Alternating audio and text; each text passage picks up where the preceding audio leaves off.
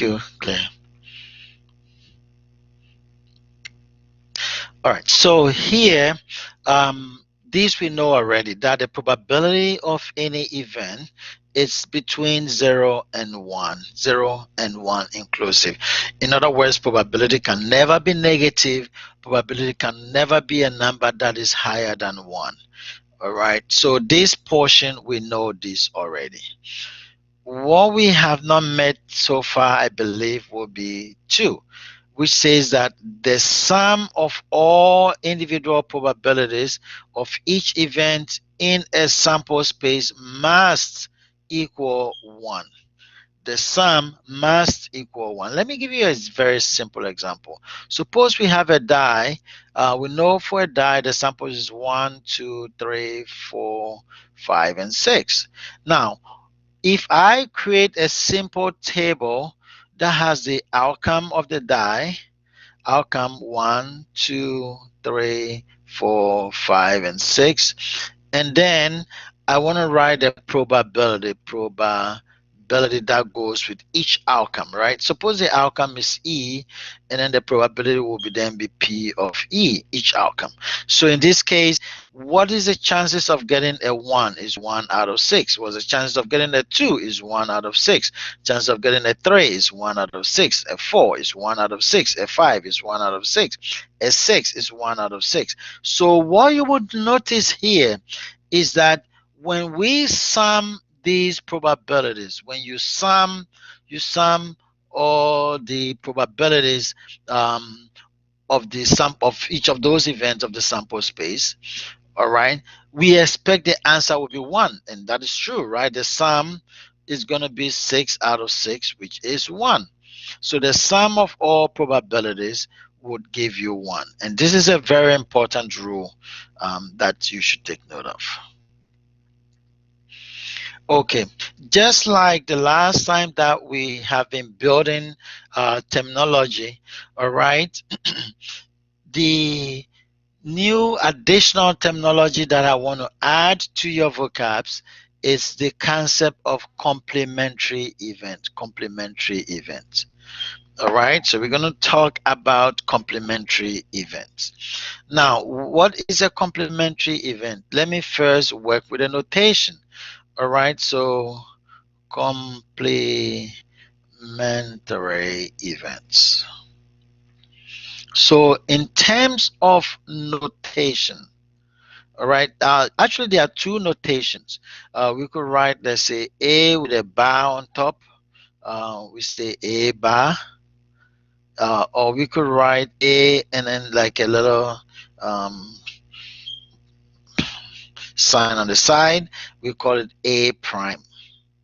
So we have A bar, A prime.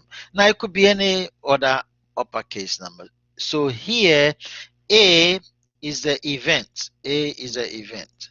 So event A bar or event A prime means it is a complement event. Now, in some sense, a complement event means that event A did not occur. Event A did not occur. So one of the key phrase that comes with complementary event is the key phrase not, N-O-T. All right, did not occur, something that did not occur. All right, so take for example, we have a sample space of 1, 2, 3, 4, 5, 6. All right, and take A to be maybe the even, so let's say 2, 4, and 6. Okay, so suppose I draw a little diagram to represent what I have here. So let me draw this little diagram. Okay, and in that diagram, suppose that I have a circle labeled A, and just to be, let me write what is in A. A is 2, 4, and 6. So this is event A. Event A is made up of the even numbers in the die 2, 4, and 6. Now, usually when you draw a box in the Venn diagram situation, we call this, so the whole box is a sample space, sample space, sample space. So, event A bar, all right, is that what is in the sample space that is not in A. Okay, so here you could easily see that 1 is missing. What else is missing? 3 is missing, and then 5 is missing. Or take it as if it is a class that has 6 students, right? If we take it as if it is a class that do have 6 students, okay, so then this is a class, this is the people that are present, then a bar were the people that are what, absent. So people that are absent are still members of the class. They are just absent for, let's say, a particular day or not, right? So usually when we say, so we can say that absent would mean not present, right? Absent would mean not present. All right. So if we have any set, and then the question wants us to find what are all the outcomes that are not in A. What are all the outcomes that are not in A? Look at the key phrase, not in A. What are all the outcomes that are absent in A, are not present in A? All right, then that will give us the complement. So understand the concept of complement. So what you would see is that anytime you combine the people present plus the people absent, that should give you the class, which is the sample space.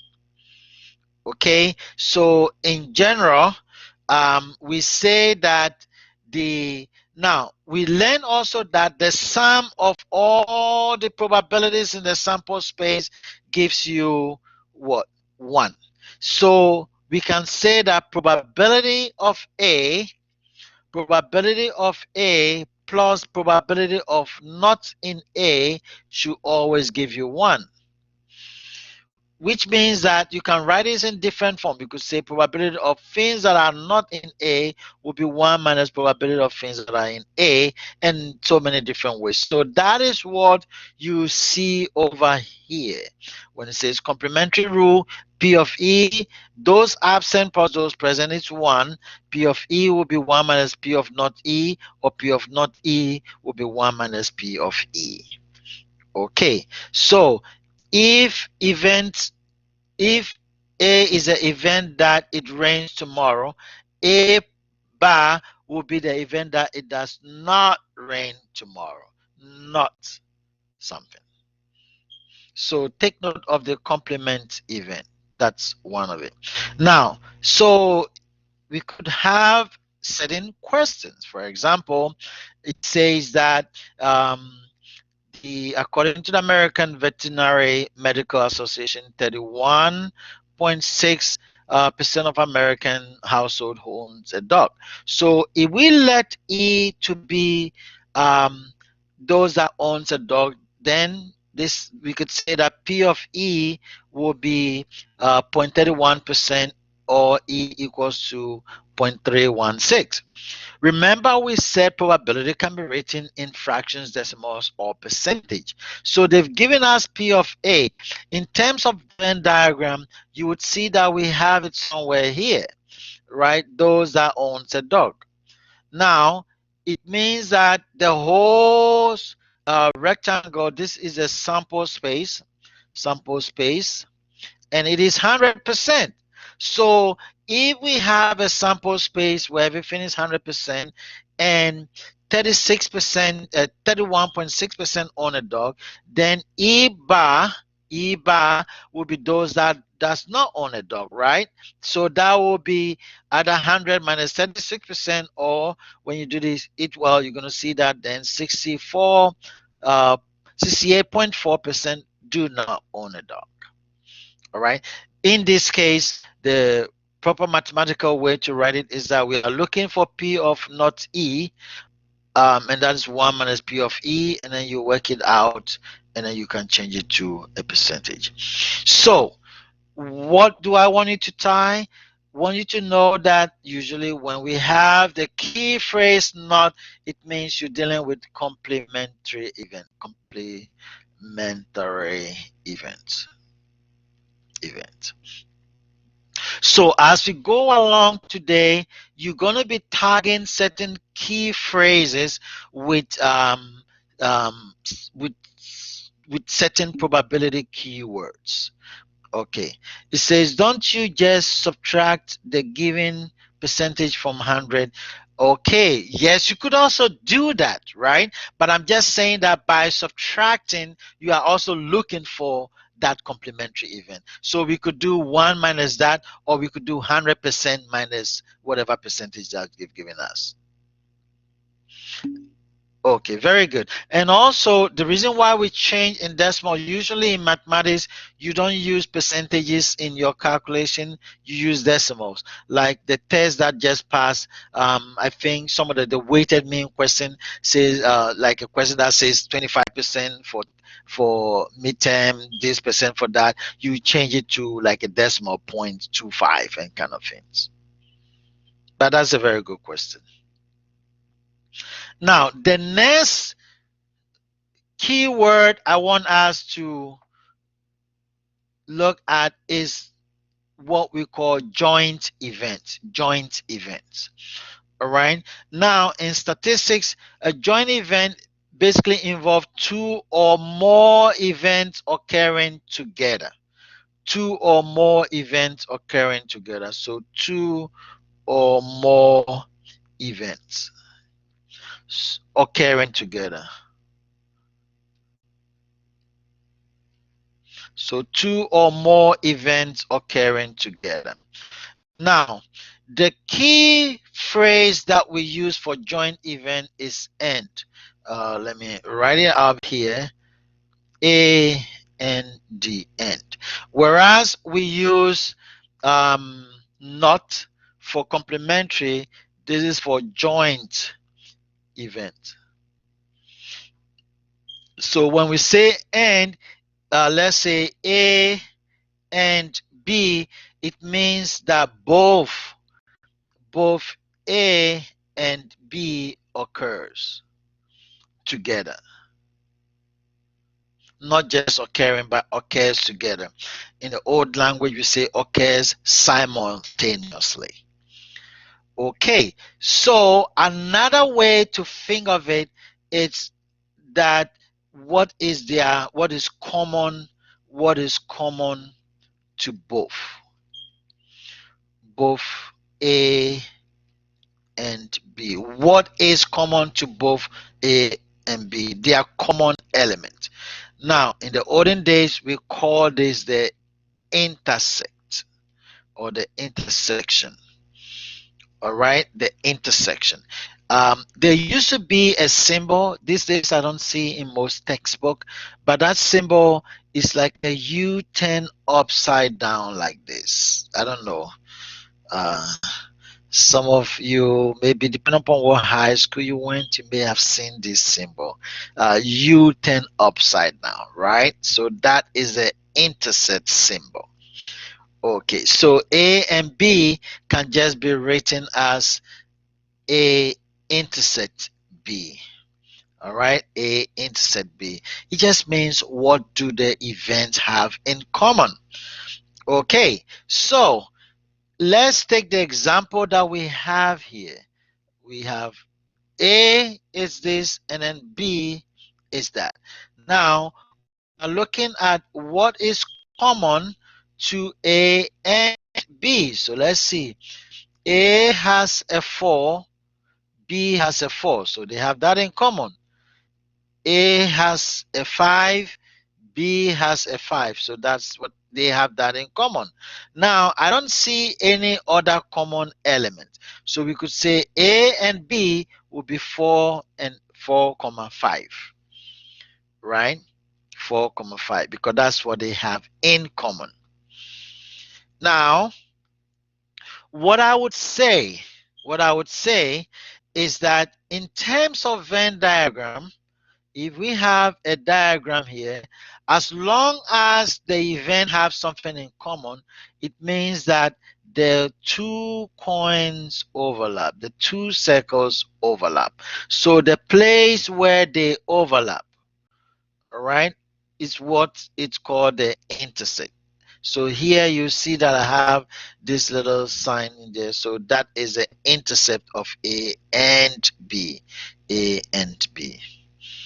Okay, so please take note of that, right? So this is A, this is B, this is A and B, all right, where they overlap. Now, let's see if we could look at some examples. Now, a lot of your homework problems would involve a table like this. It comes with so many names. We can call it the cross tab or cross tabulation. Sometimes we call it the contingency table. It comes with so many different names. Maybe this can be a 2 by 2 table. So it comes with different names, right? I'm just going to be using the cross tab as the key phrase I will use. Okay. Now, let's forget about, because I saw that I just repeated this without changing. But let's take this number 1, this number 2, this number 3, and this number 4.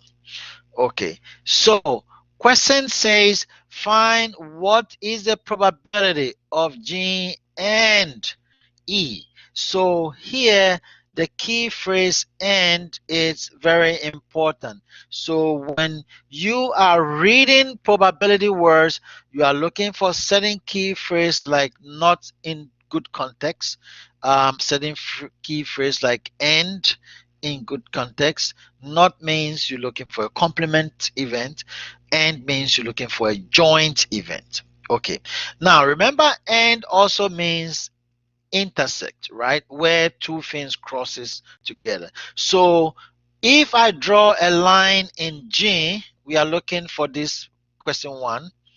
All right, we're working with question 1. So if I draw a line for G and I draw another line for E, I see that the two lines crosses at what? 7.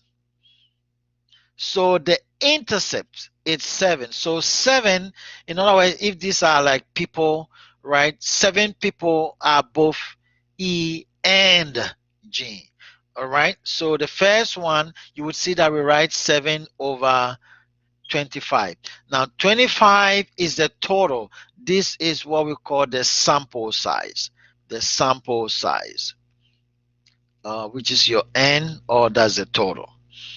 All right. So here we divide by the total. So the denominator for probabilities will always be divided by the overall total. So take note of that.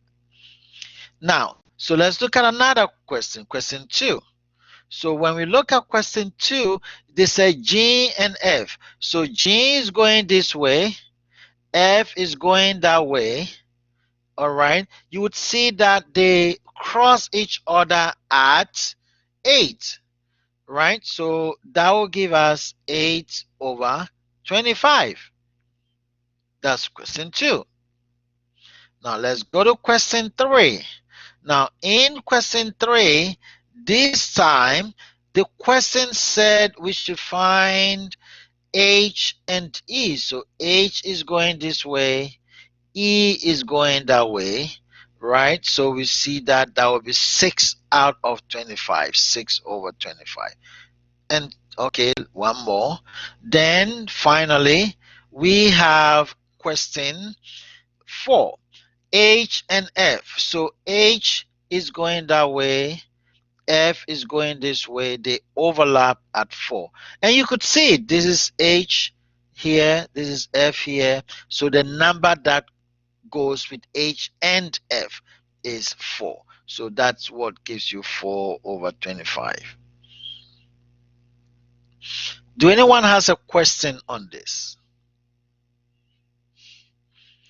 Okay, so I hope we understand those.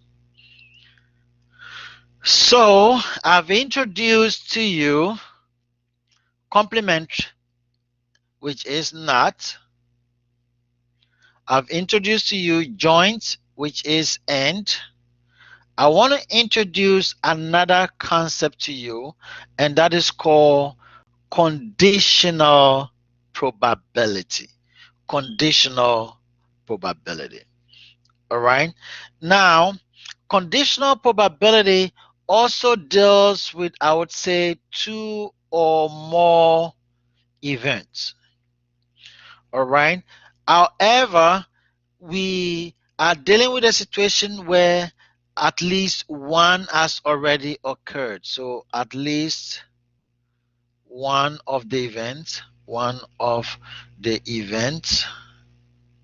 has already occurred.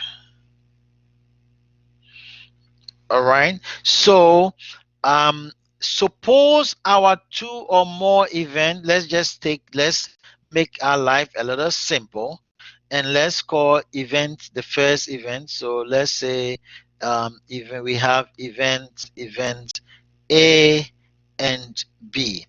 Okay, so when you're dealing with joint or you're dealing with conditional probability, you are dealing with two or more events, right? But so let's simplify it, and let's take, for example, we just have event A and event B. Okay, then when we write something like this, P, let me just go with what I have here, slash A. Now, usually we write it like a forward slash, right? If you write P slash A, now what this slash means, is that they are giving you B is the event and A is the condition. Condition is the event that has already occurred. All right. So condition, this B, this is the condition. All right. This line that we put here, we read that as given. So this is read as probability of A given B. That's how we read this expression. This whole expression is read as probability of B. I'm sorry, B given A. Um, Probability of B given A. This line we have here, this slash line, is called given. We read that as given. So probability of B given A. That's how you read that. Probability of B given A. Probability of B given A. Let me write it properly. Of B given A. Or probability of even B given even A. So what comes first is an event. What comes second is a condition. All right. So the condition is an event that has already occurred. So if you have B given A, it means that of those two events, A has already occurred and they're asking you to find event B. Now, the condition can also be seen as whatever reduces the sample space. All right. So in general, condition always reduces your sample space. So like in the previous example, remember the sample space is 25 in this example, right? when there is a condition, you no longer going to use 25 as a denominator, because condition always reduces the sample space. The condition tells you what group to focus on. So I would say what group to focus your attention on.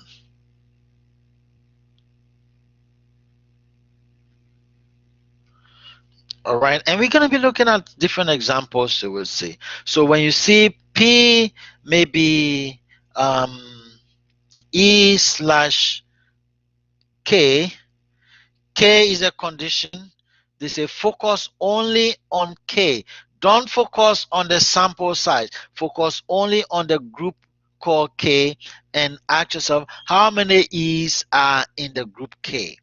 All right, so the proportion, so proportion of E's within the K's. All right, so let's look at an example that will make things much clearer to us. Okay, now in general though, before I move to the actual example, in general, let me say this. All right, so we already know how it's written. Okay, we haven't seen this particular formula, but let me explain the formula to you. So this is saying that when P of A given B, it's the P of A and B divided by P of B. Now, note that the condition is always going to be your denominator. Now, if it's not probability, I can write that how many things the, okay, maybe let me write this in the same way. This can be seen as how many things are in the intersection divided by how many things are in the B. All right, here intersection means intersection of A and B. So we would take an example and then we would see how it works. But I want you to know and visually have this formula somewhere.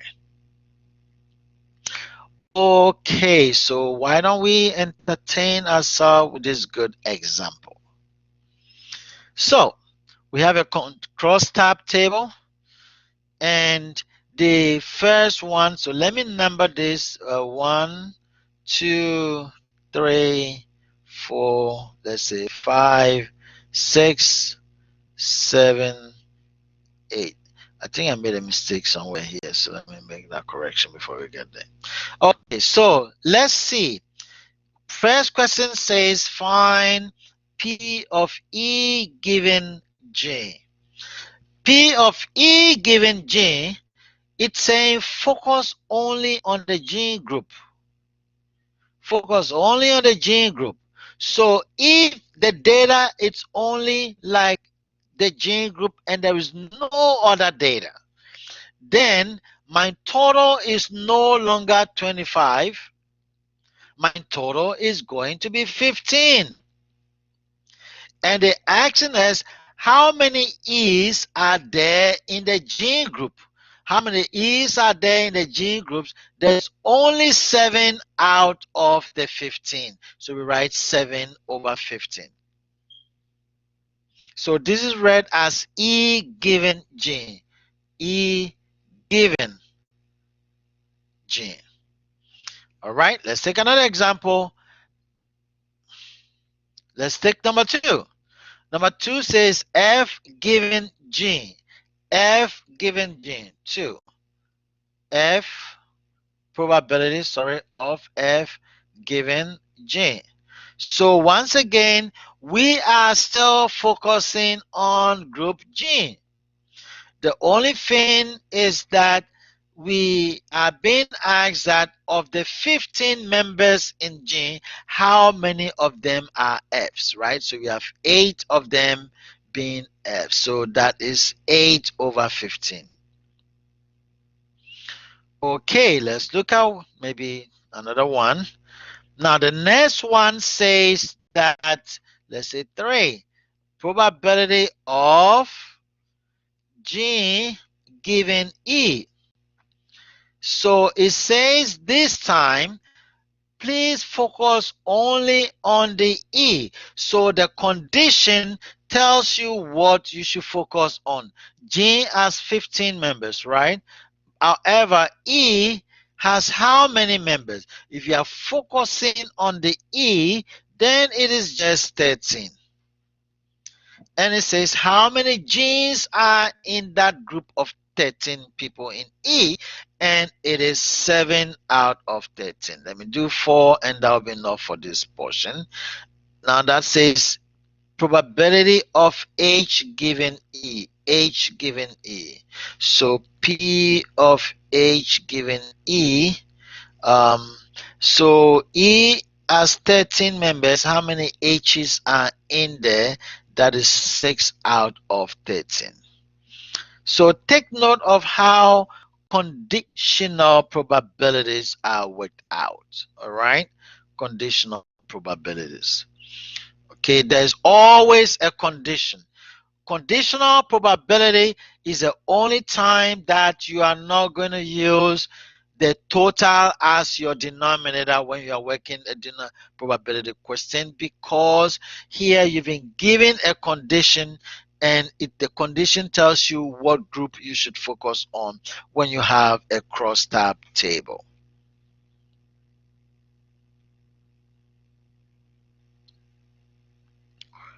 Okay, so let's see this example. So in this example, you draw a card, and it said, what is the probability of getting an ace given what condition? Given that it is black.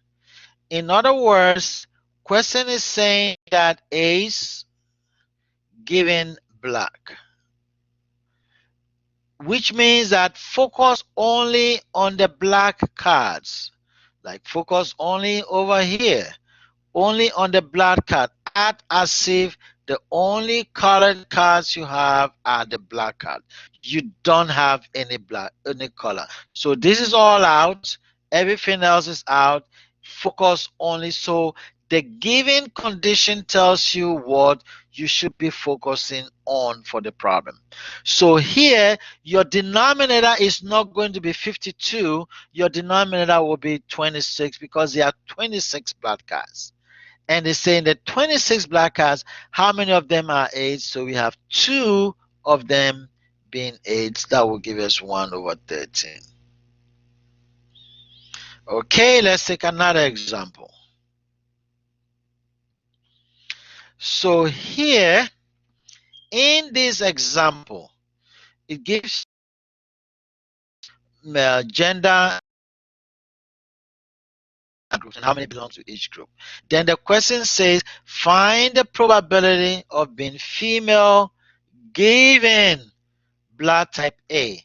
So the given condition is the blood type. So always the problem is event given condition. That's the format that you usually would see. All right. So the condition is where you should focus on, the group to be focused on. So in this case, or in this question, they want us to focus on only blood type A. So I can say, let me highlight only the blood type A, and act as if this is the only data that we have. If this is the only data that we have, then the denominator is going to be 35. That is why you see 35 over here. And out of 35, how many of them are females? That is 18. So we get 18 divided by 35. Let's look at the next question. The next question, find probability is a male given condition blood type B. So this time, our given condition is blood type B. So our denominator, it's saying, hey, focus only on those 15 people that have blood type B. And of those 15, how many of them are males? Right? The males are 8. So then that will be 8 over 15. Now let's look at the next one. Now blood type B given female. So this time it's saying, hey, focus on only the female group. Focus on only the female group. Act as if the only data you have here are the female data. If the only data we have here is a female data, then so here female is the condition. So we have 50 females, and they saying how many of them do have type B. So we say 7 over 50. So that is how to deal with given problems. That is how to deal with given problems. All right, and this example. Okay, let me look at this quickly. So here, there's a sample space. They said A is 2 and so A, it's 2 and 4. They said B is 2, 4, 6. Sample space is 1, 2, 3, 4, 5, 6. And then the question says find probability of A given B. Find probability of A given B. All right. Now, so take note that it says focus on only the B group, right? Focus on the 2, the 4, and then the 6. And ask yourself how many A's. This is your A, right? How many A's are in this group? So obviously it looks like all the A's are here. 2 and 4 are in that group, right? So that would be 2 out of 3. 2 out of 3. So understand conditional probability. This is like an additional example. But I'll leave that. Let me go to the next question. Now, so far, I've spoken about complementary events. I've spoken about joint events.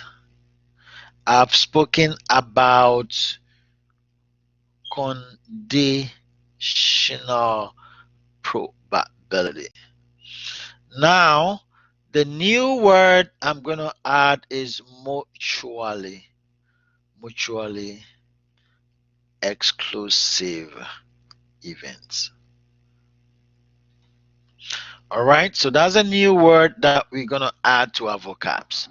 Two events are mutually exclusive if they cannot occur together, right? They cannot occur at the same time or together. All right, so event A and event B, when they cannot occur together, then we say they are mutually exclusive, right? In other words, they don't have an overlap. So if this is A and this is B, they don't have any common grounds. They are mutually exclusive. They are non-overlapping. All right. So mutually exclusive is also the idea of non-overlapping.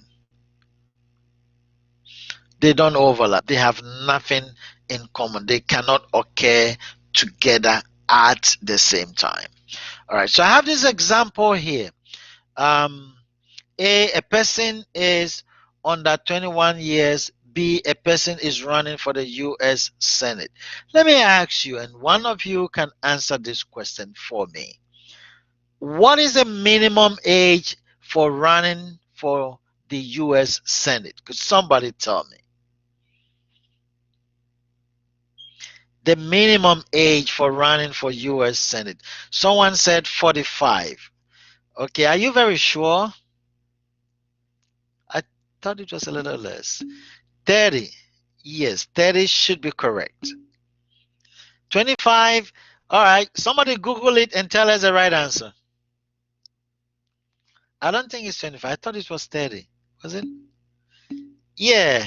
Great. Okay. So to run for the US, I think for the representatives, the House of Representatives might be 25, I think. But for the US Senate, it is 30, right? 30 years. Okay.